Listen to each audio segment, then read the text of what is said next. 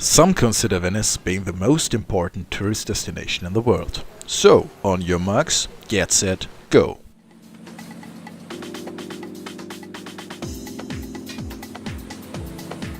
A flight should be the easiest way to reach Venice within reasonable time.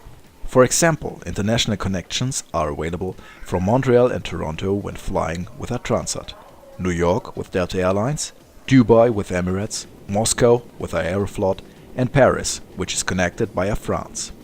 If your plane is approaching Venice from the north, you possibly will be able to enjoy the beautiful Alps panorama right underneath your seat.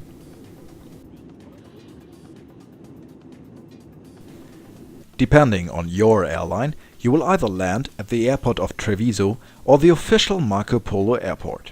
To reach the city center of Venice, you will have to cross the Ponte della Libertà, a 2.4-mile long road bridge connecting Venice to the mainland and the city of Mestre.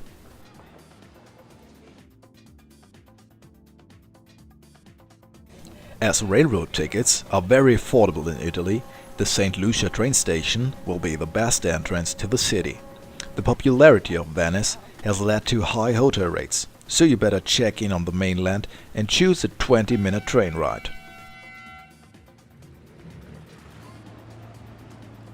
Venice is considered to be one of the largest car-free areas, so get ready to discover the variety of water streets, canals, palaces and narrow streets by boat or your own feet.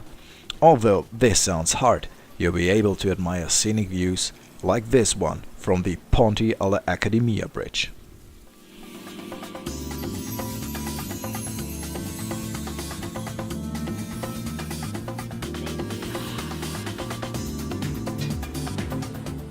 The most common mean of transportation is the gondola, and it's well known all over the world. High demand has made the prices for a 40-minute ride rise up to €80 without any kind of music. If you wish to have a little more entertainment, prepare to pay €150 for an all-inclusive package.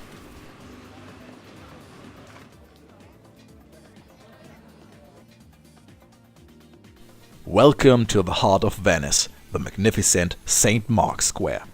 This principal public place consists out of the main piazza and the small piazzetta, which leads to the open lagoon and the beautiful Palazzo Ducale. This used to be the residence of the supreme authority, the Doge, who resides here until the fall of the Republic in 1797.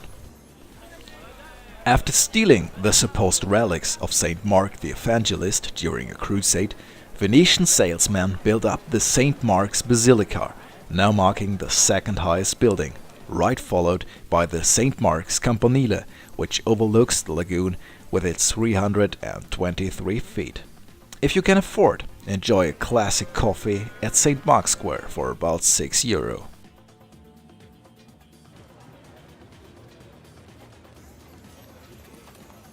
If you're looking for a nice souvenir, watch out for special drawings with collages of canals and the typical gondolas. Venetian masks, usually worn at the Carnival of Venice, could also hit the bullseye.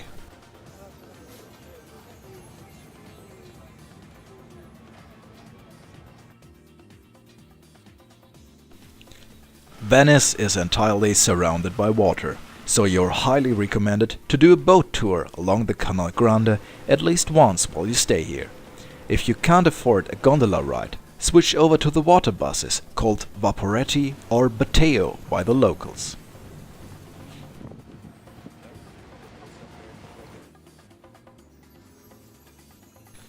A single ride on a water bus line will cost you €6.50, so you better choose a flat rate ticket which is available for multiple time periods. When a boat is approaching the station, always check the availability of seats on the upper deck, as the interior view of a water bus may spoil your experience. My special recommendation for you? Ride on the Canal Grande right before sunset towards the Rialto Bridge. Enjoy these pictures.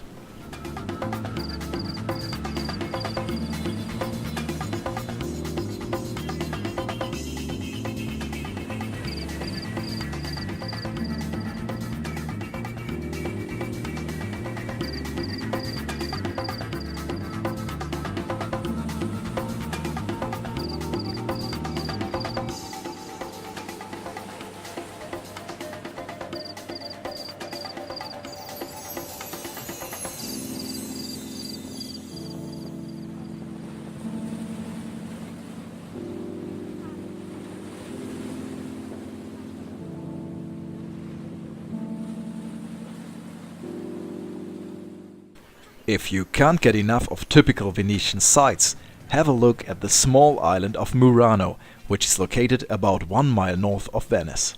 It can only be reached by boat, for example the Vaporetto DM line, which connects Murano and the main railway station in about 20 minutes.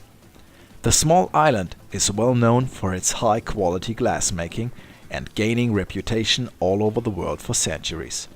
If you're interested in handcrafted masterpieces and avoid the cheap, crappy fake products, you will find chandeliers and jewelry made of pure glass, as well as glass figures in all shapes within everyone's price range.